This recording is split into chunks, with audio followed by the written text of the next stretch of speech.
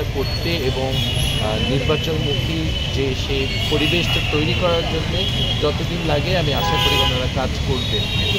আমাদের জনগণের সাপোর্ট আছে, উনি আমাদের জনগণের আস্থা নিয়ে উনি কাজ করছেন। 15 আগস্টের বিষয় নিয়েই বৈঠক, এবং আপনার কাছে কি মনে হলো যে এই ছুটিটা থাকছে থাকার কতটা যুক্তি? এটা থাকার তো কোনো যুক্তি নেই। থাকবে কিনা কি মনে হলো আপনার মিটিং করে এসে?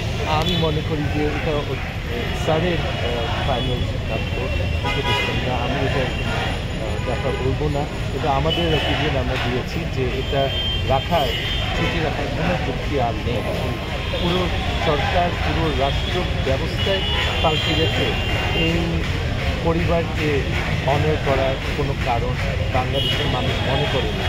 এই পরিবারের এই মহিলা, ভদ্রমহিলা বলবো না, সে একটা খুনি মহিলা, তাকে তার কথা মতো আমরা রাষ্ট্রীয় ছুটি পালন করব, এটা আর হবে না।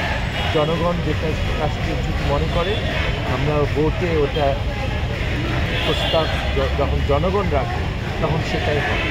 কোনো মানুষের তাদের পৈতৃক শোকের জন্য আমরা একটা জাতীয় দিবস, ছুটির দিবস করতে পারব না। ঠিক আছে।